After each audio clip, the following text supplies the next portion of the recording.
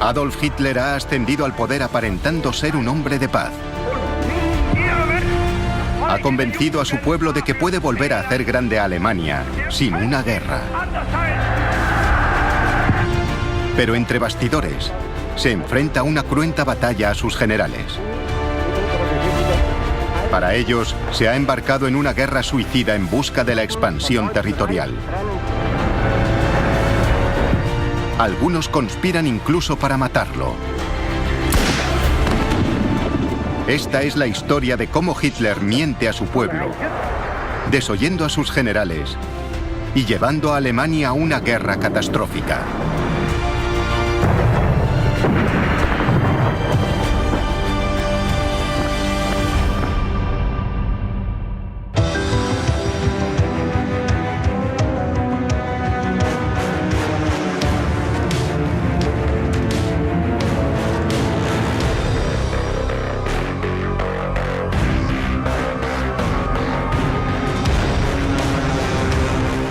El ascenso del partido nazi, preparándose para la guerra. Berlín, 5 de noviembre de 1937. Un desapacible día de invierno de finales de 1937, Adolf Hitler convoca a los líderes militares de Alemania a una reunión en su cuartel general.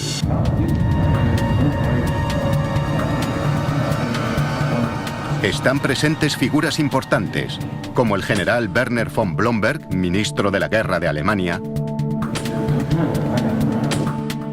y el general Werner von Fritz, comandante en jefe del ejército.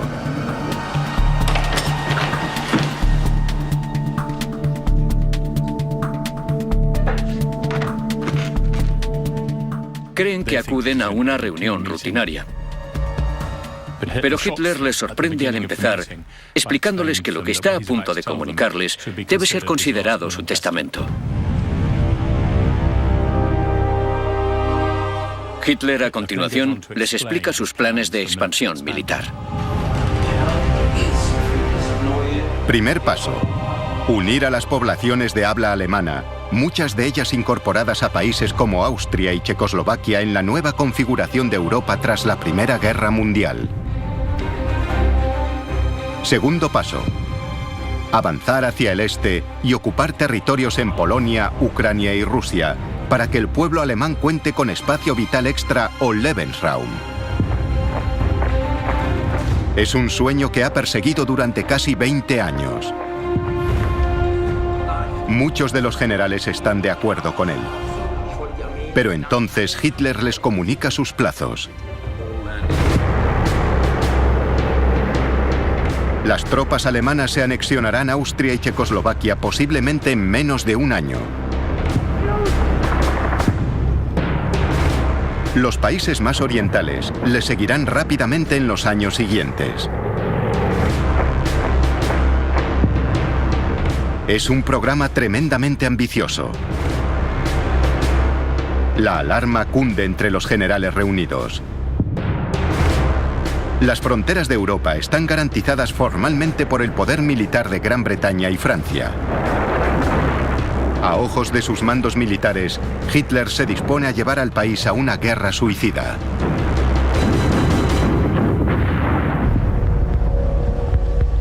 Cuando salen de la reunión, lo hacen con un considerable recelo e inquietud. Lo que les preocupaba era que no creían que las Fuerzas Armadas de aquella época, finales de 1937, comienzos del 38, estuviesen preparadas para la guerra. De hecho, consideraban que estaban pésimamente preparadas. Y decidieron que uno o dos de ellos al menos deberían transmitir esa opinión a Hitler.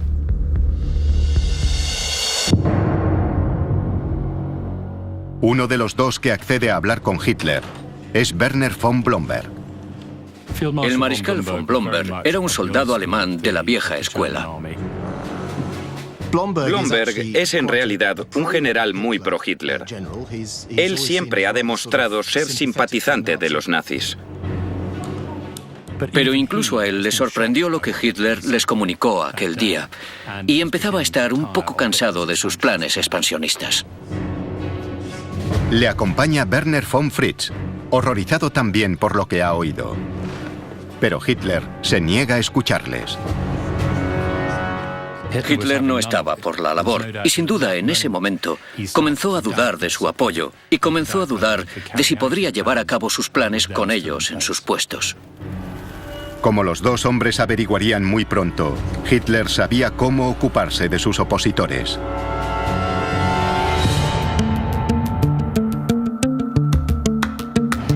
Diciembre de 1937. En las oficinas de la Gestapo en Berlín, un agente revisa los archivos policiales.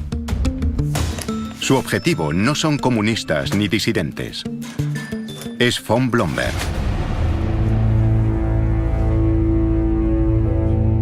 Y muy pronto, el agente encuentra lo que está buscando.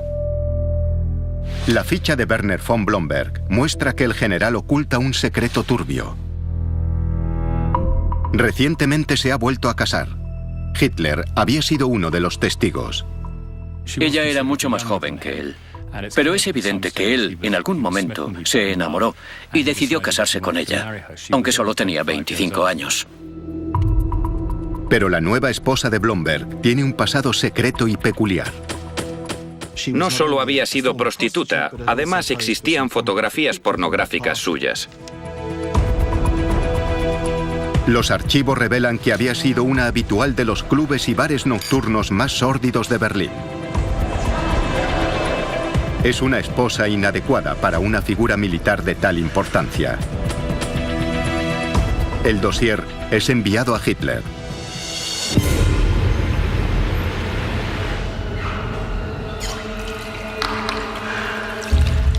Hitler, famoso por su mojigatería, se escandaliza.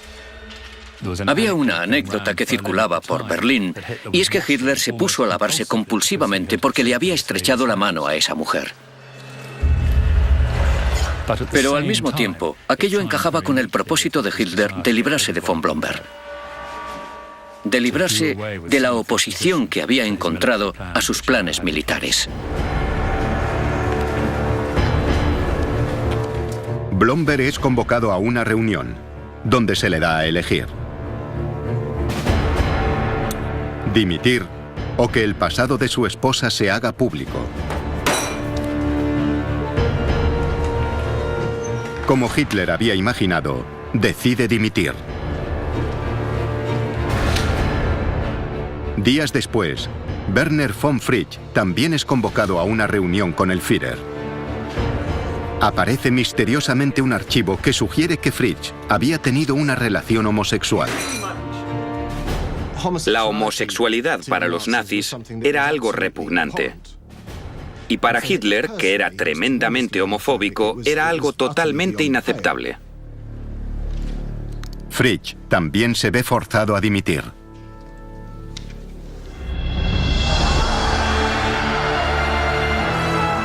Casi inmediatamente, Hitler abole el puesto de ministro de guerra y se nombra comandante supremo del ejército alemán. Emerge de la situación con un control mucho mayor del ejército del que había disfrutado el otoño anterior. El ejército se ha convertido en su criatura. Está más subordinado a su voluntad. Y ha eliminado fulminantemente todo rastro de libertad de acción.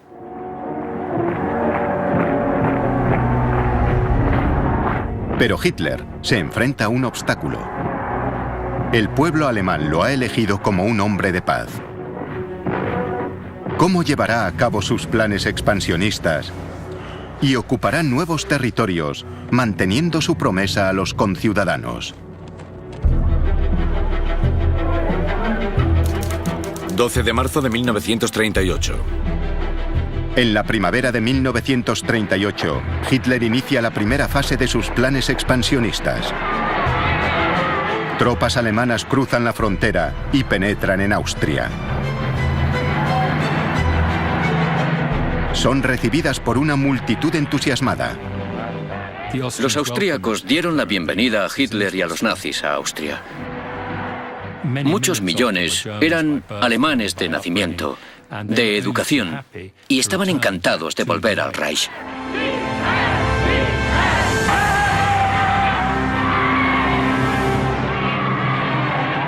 En solo días, Hitler llega a Viena y reclama a Austria para su nueva y gran Alemania.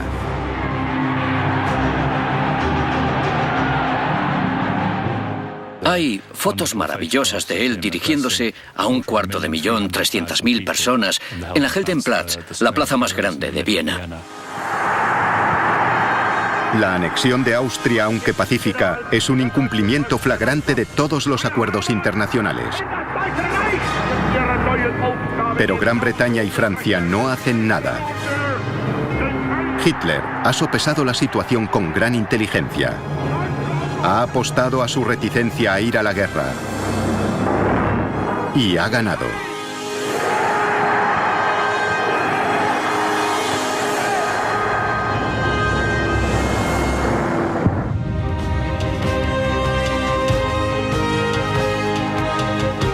En Alemania, el júbilo se desborda. Hitler ha dado el primer paso para crear su gran Alemania sin derramar sangre. Y así, ha mantenido también la promesa hecha a su pueblo de no llevar al país a la guerra. La maquinaria de propaganda nazi destaca sus logros.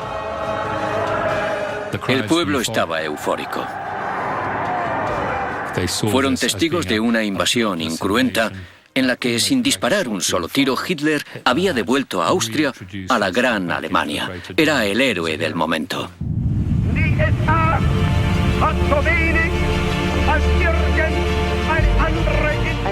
Joseph Goebbels, ministro de propaganda de Hitler y confidente, habla por muchos cuando escribe: El Führer es maravilloso, un auténtico genio. Se sienta ante los mapas durante horas y medita. Es emocionante cuando dice que quiere vivir para ver un nuevo imperio germánico.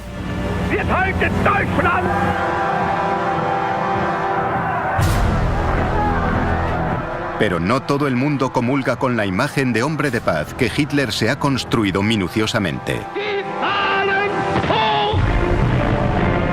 A sus espaldas se está gestando una trama para actuar contra él.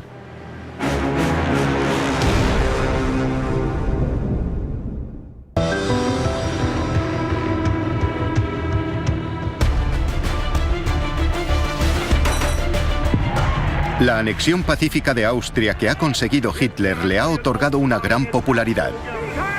Le ha permitido mantener su promesa al pueblo alemán de que no lo llevará a la guerra.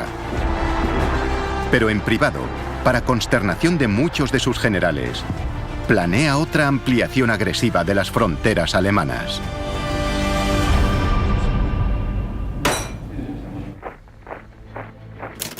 Verano 1938. 5 meses después de la anexión de Austria, Hitler congrega tropas en la frontera con Checoslovaquia y amenaza con una invasión. El país tiene una numerosa minoría alemana. Buena parte vive en una zona fronteriza, en la zona conocida como los Sudetes. Son el siguiente objetivo en la lista de la compra de Hitler para incorporarlos a la nueva y gran Alemania. En su opinión, el pueblo alemán tenía derecho a vivir unido en un gran Estado-nación. Hitler simplemente creía que esta era una causa natural y justa, y no dudó en convertirla en el elemento central de su política exterior.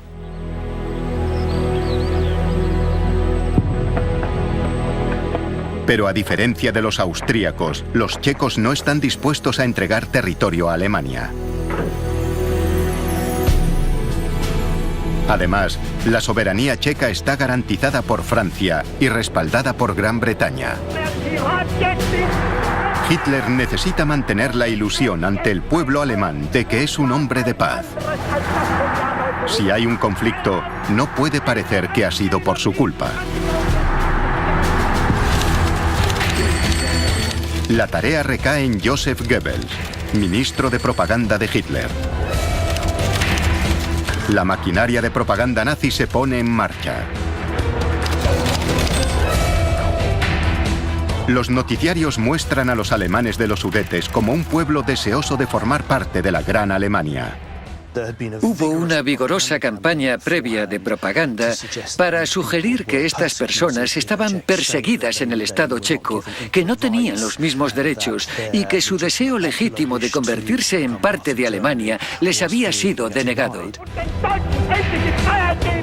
Hitler fue muy inteligente al contarle al mundo, y a su propio pueblo en particular, lo oprimidos que estaban los alemanes que vivían en los Sudetes, y lo convirtió en una cruzada moral para Alemania. Los simpatizantes nazis en los Sudetes empiezan a causar problemas en secreto.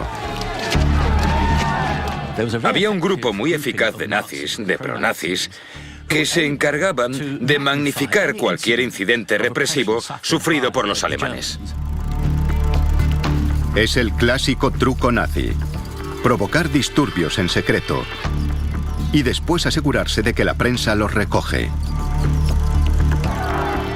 Todos los noticiarios mostraban algún ejemplo de la opresión a los alemanes en los Sudetes. Nuestro pueblo, nuestros hermanos y hermanas están siendo oprimidos espantosamente en los Sudetes. No podemos permitir que continúe, hay que intervenir. Y la ira que se iba acumulando fue una propaganda muy eficaz. Es una estratagema inteligente. Hitler ya puede poner al ejército en pie de guerra, pero afirmando que solo quiere proteger a una población alemana débil e indefensa. Pero no todo el mundo se deja engañar.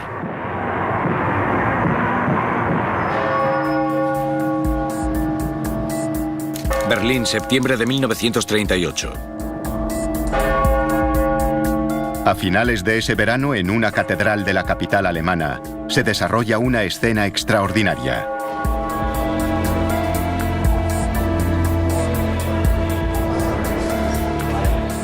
Un grupo de oficiales del ejército ha acudido a solicitar al canónigo de la catedral que les libere de su juramento de lealtad al Führer.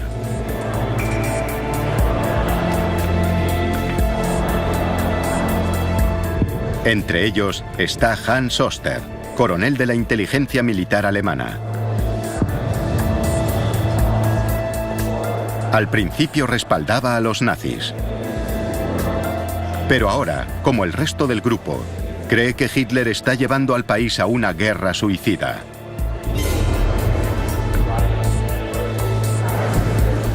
El canónigo de la catedral, también disidente, está encantado de ayudarles. Les dice que Hitler es un tirano y que no tienen obligación de seguirle. Fue un paso muy difícil para estos militares de carrera.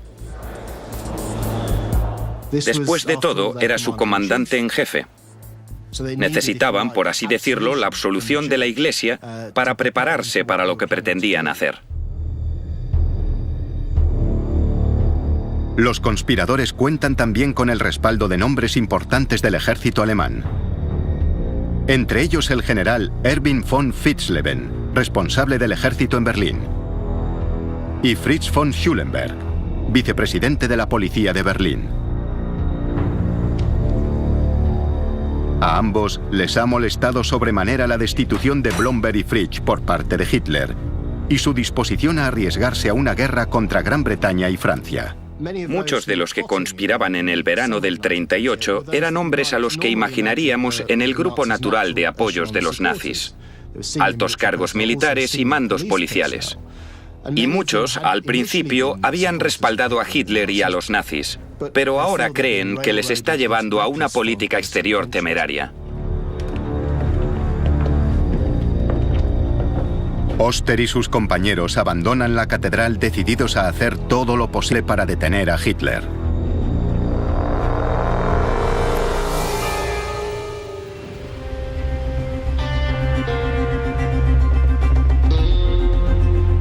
Durante los meses siguientes, los conspiradores elaboran su plan.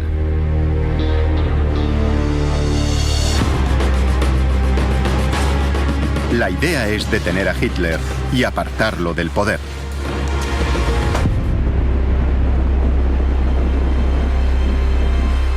Recorren Berlín, estudiando los lugares en los que podrían emboscarlo. Pero la gran pregunta pendiente es, ¿cuándo actuar?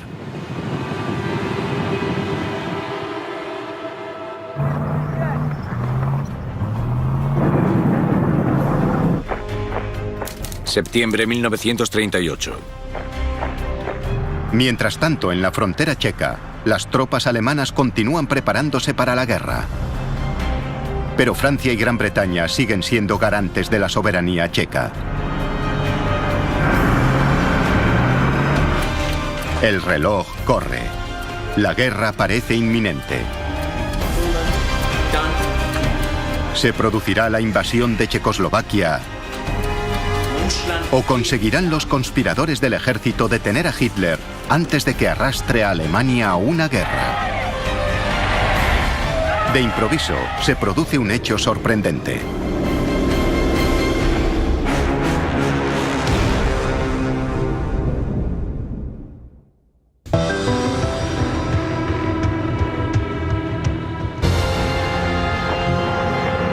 Mientras Hitler se prepara para la guerra contra Checoslovaquia, el descontento crece en el ejército alemán. Muchos de sus miembros temen que acabe llevando al país a una guerra suicida. Han hecho planes para su eliminación. Pero entonces se produce un hecho inesperado.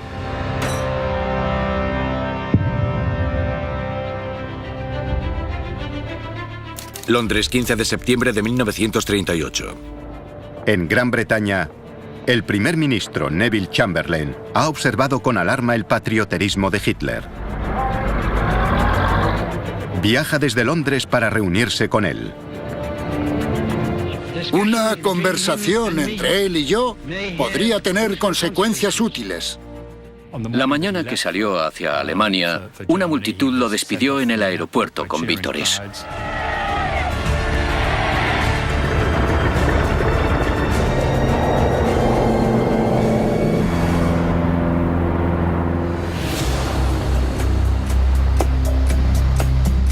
En Alemania, Chamberlain es recibido por Hitler en Berghof, su retiro de montaña en los Alpes alemanes.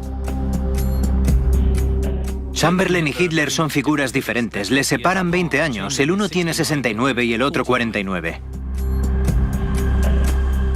Chamberlain tuvo que sentirse una figura muy extraña entre tanto alemán con uniforme nazi, con su cuello alto, su corbata, su paraguas cerrado. Chamberlain parece un estadista de la vieja escuela. Hitler parece muy diferente. Fue el encuentro de dos culturas, la vieja escuela de la diplomacia británica representada por Chamberlain y este nuevo y agresivo movimiento nazi. Como simbolizando el significado de la reunión, estalla una fuerte tormenta. Aquel día se desató una tormenta como no podía ser de otra forma y menuda tormenta se vivió. A Chamberlain, como les pasa a muchos cuando conocen a Hitler, le impresiona el carisma, la personalidad, el carácter de ese hombre. Y eso da a Hitler una gran ventaja para conseguir lo que quiere. Hitler, una vez más, se presenta como un hombre de paz, que solo intenta ayudar a sus compatriotas. Exige un referéndum en los Sudetes para votar su secesión de Checoslovaquia. Chamberlain parece aceptar su argumentación y accede a intentar convencer a los gobiernos francés y checo. Pero deja una pobre impresión en sus anfitriones alemanes. Cuando se marchó aquella noche, hubo muchas bromas entre el personal y otras personas presentes en Berghof sobre Chamberlain. Los alemanes no tenían ninguna duda, tras haberlo conocido, de que era un hombre al que podrían manejar.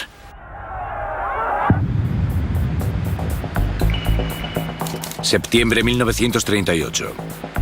En Berlín, Hans Oster y sus compañeros de conspiración no se dejan engañar por la apariencia de hombre de paz de Hitler. Planean sus siguientes movimientos. Para asegurarse de que no los vigilaban, llegaron a extremos increíbles.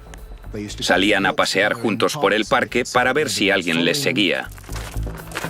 Un grupo se reunía incluso en las piscinas de Berlín para asegurarse de que sus sombras de la Gestapo se quedaban en los vestuarios. Queda por resolver un asunto importante. ¿Qué hacer con Hitler una vez detenido? La mayoría se decanta por un juicio. Pero no todo el mundo está de acuerdo.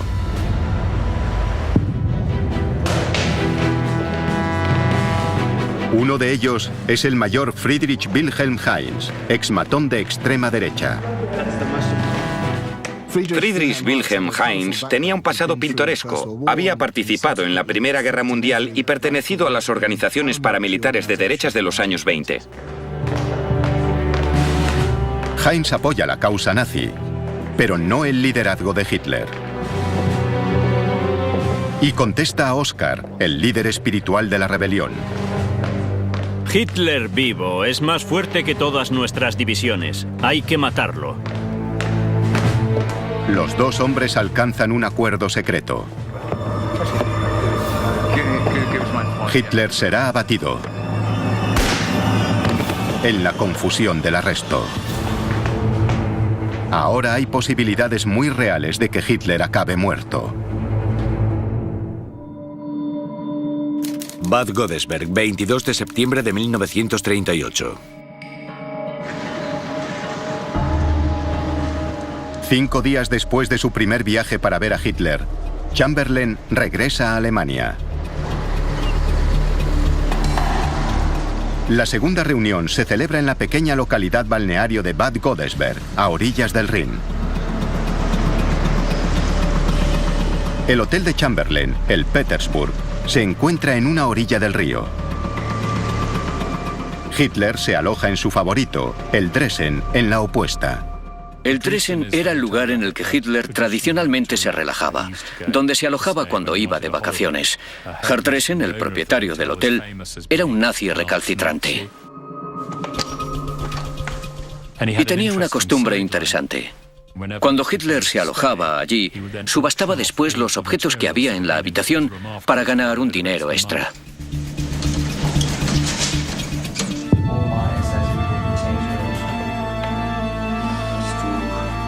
A medida que avanza la reunión, Chamberlain se siente optimista. Dice a Hitler que ha conseguido el trato que él deseaba. Gran Bretaña ha convencido a los gobiernos francés y checo de que acepten la demanda alemana y que se permitan elecciones en los Sudetes para que la población decida si quiere formar parte de Alemania. La guerra puede evitarse. Dicho eso, se recostó en su silla con un gesto que indicaba a que lo he hecho bien. Ante su horror y del resto de las personas que estaban allí, Hitler golpeó la mesa y dijo: no, creo que las reglas han cambiado. Me temo que eso ya no es suficiente. Adoptó una actitud increíblemente histriónica y teatral, espumeando de ira por la boca. Hitler explica a un asombrado Chamberlain que ya no le interesan unas elecciones. En aquel momento fue cuando le llamó histérico, porque era como una especie de perro rabioso. Explica a Chamberlain que la situación en los Sudetes se ha deteriorado. Centenares de compatriotas son asesinados casi a diario. Olviden las elecciones.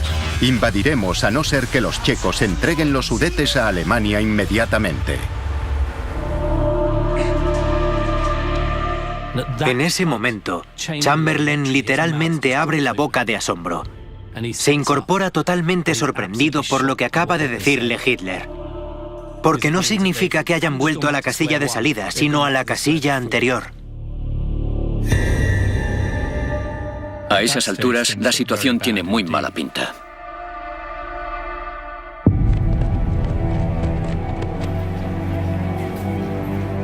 Londres, 24 de septiembre de 1938. Chamberlain vuelve a casa muy alterado. Tiene ante sí una decisión trascendental. debe convencer al mundo de que a Hitler le asiste el derecho legítimo de invadir los Sudetes o llevar a Gran Bretaña a la guerra. Enseguida toma una decisión. Pronuncia ante la Cámara de los Comunes una frase que se ha hecho famosa. La amenaza de invasión de los Sudetes por parte de Hitler es una simple riña en un país lejano, entre personas de las que no sabemos nada.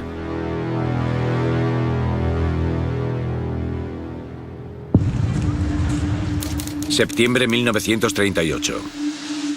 En Berlín, los conspiradores del ejército están convencidos de que Hitler está llevando al país a la guerra. No se pueden creer que Gran Bretaña haya accedido a la última demanda de Hitler. Desesperados por detenerlo, ultiman sus planes. La invasión podría producirse en cuestión de días. En una guarnición del ejército en Berlín, Friedrich Wilhelm Heinz forma un pequeño equipo. El plan es detener a Hitler en cuanto ordene la invasión de los Sudetes.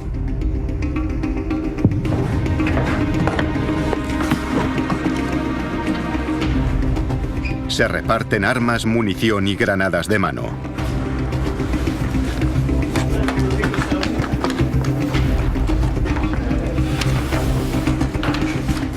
Los conspiradores revisan sus armas.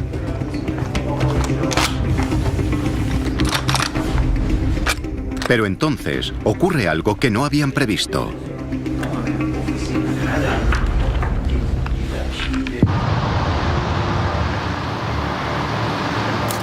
Múnich, 29 de septiembre de 1938. Las grandes potencias europeas, Gran Bretaña, Francia, Alemania e Italia, se reúnen en Múnich en un intento final de encontrar una solución a la crisis de los Sudetes.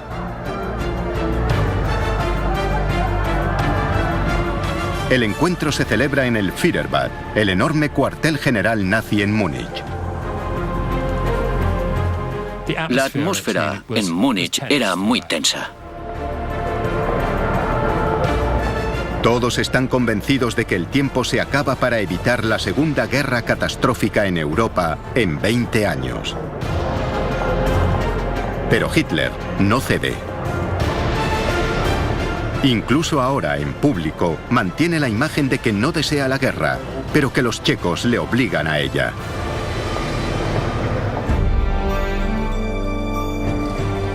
A toda Alemania le preocupa que, a pesar de la fe que tienen en Hitler, este esté a punto de romper su promesa. La realidad era, y lo sabemos por los diarios, que había muchas dudas, no solo en el ejército, sino también entre el alemán de a pie. No se expresaban abiertamente porque no había lugar para hacerlo, pero la ansiedad estaba ahí. Hay una enorme turbación entre el pueblo. Están demasiado aterrorizados para salir y decir, esto no está bien. Pero se palpa el miedo a una guerra mundial y a lo que le pasará a Alemania. La paz en Europa pende de un hilo. Entonces, Chamberlain ofrece un compromiso nuevo y extraordinario. Hitler puede quedarse los Sudetes, si promete que esta será su última ambición territorial. Hitler responde inmediatamente. Sí, sí. Es la última demanda territorial que haré en Europa.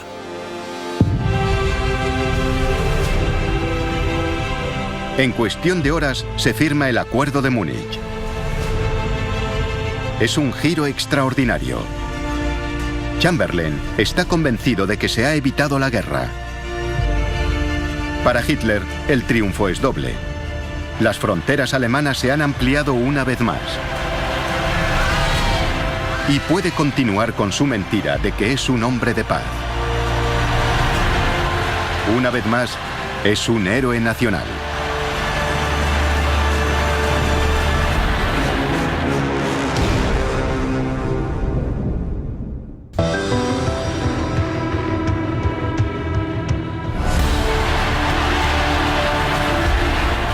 Hitler ha engañado al pueblo alemán y lo ha convencido de que es un hombre de paz. Pero entre bastidores, sigue planeando una guerra de expansión territorial.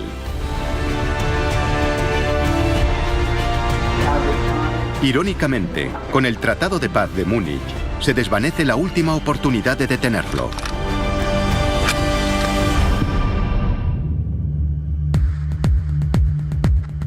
En Berlín, la conspiración secreta contra Hitler se viene abajo. Hans Oster y todos sus colegas queman las pruebas. Con la marcha atrás de Chamberlain, han perdido el valor.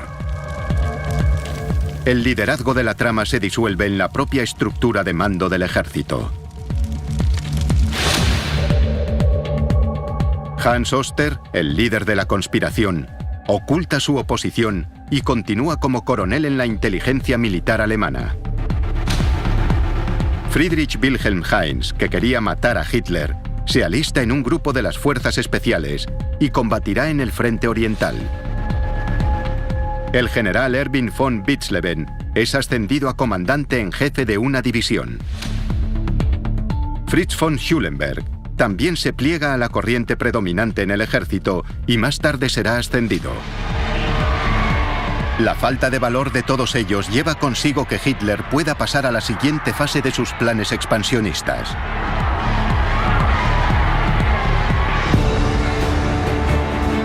Checoslovaquia, 15 de marzo de 1939. 6 meses después de firmar el Tratado de Múnich, lo rompe. En marzo de 1939, las tropas alemanas atraviesan los Sudetes y ocupan toda Checoslovaquia. Ya no se trata solo de unir a todos los pueblos de habla alemana. Esto es una expansión territorial. Y sin embargo, Gran Bretaña y Francia aún no están dispuestas a ir a la guerra. Para el pueblo alemán, parece otro triunfo espectacular.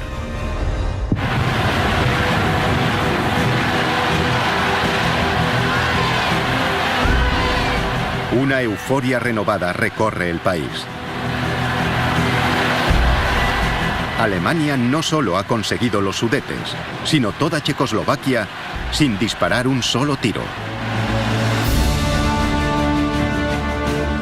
Es el primer paso de Hitler en la consecución del Lebensraum, el espacio vital extra que prometió al pueblo alemán. Hay una idea generalizada que se remonta al siglo XIX, según la cual Alemania no tenía espacio suficiente para sus habitantes. La popularidad de Hitler se dispara hasta las nubes. Había demostrado que podía correr riesgos. Eran riesgos calculados, pero calculados con tanta inteligencia que dieron frutos. Para muchos, es el mejor diplomático de la historia del país. Las cartas y poemas laudatorios se suceden. Una joven de 17 años escribe: Hitler es un gran hombre, un genio, una persona que nos ha enviado el cielo. Un periódico occidental publica: la gran mayoría de los alemanes han encontrado algo que les identifica con Hitler y sus logros. Lo que los alemanes no saben es que esta será la última gran victoria de Hitler sin derramamiento de sangre.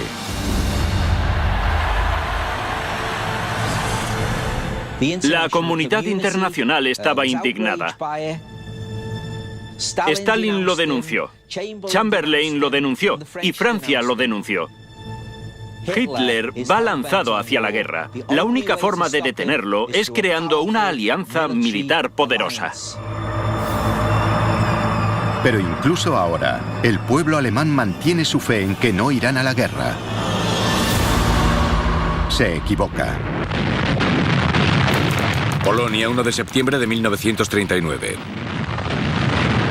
A primeros de septiembre, un buque de guerra alemán anclado en el puerto libre de Danzig abre fuego contra una guarnición polaca.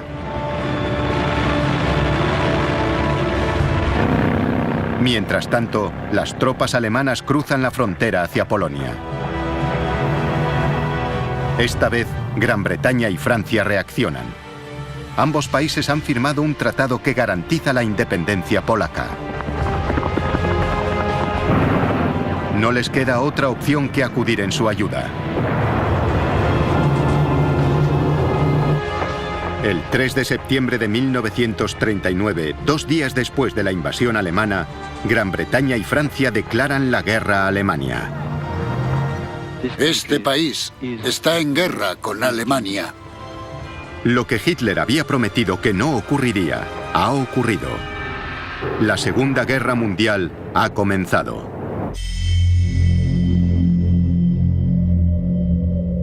En Alemania, el ambiente es de miedo y desastre. El pueblo alemán no tenía ningunas ganas de vivir lo que se consideraba una reedición de la Primera Guerra Mundial, que había sido catastrófica para Alemania. Por los documentos de la época, sabemos que el ánimo en Berlín era sombrío y depresivo. La guerra que confiaban evitar finalmente ha llegado. Pero entonces, rápidamente, el ánimo cambia, porque las fuerzas alemanas aplastan toda oposición. Polonia es derrotada en semanas. El ejército alemán se vuelve entonces hacia el oeste. La guerra se extiende por toda Europa y viene acompañada de más victorias fáciles. Alemania ocupa Dinamarca y Noruega. Es un esfuerzo de guerra conjunto. Son tanques, artillería, todo al unísono. Poco después, las fuerzas alemanas invaden Bélgica y Holanda. Es una guerra nunca vista. Es algo realmente devastador. Es una guerra brutal.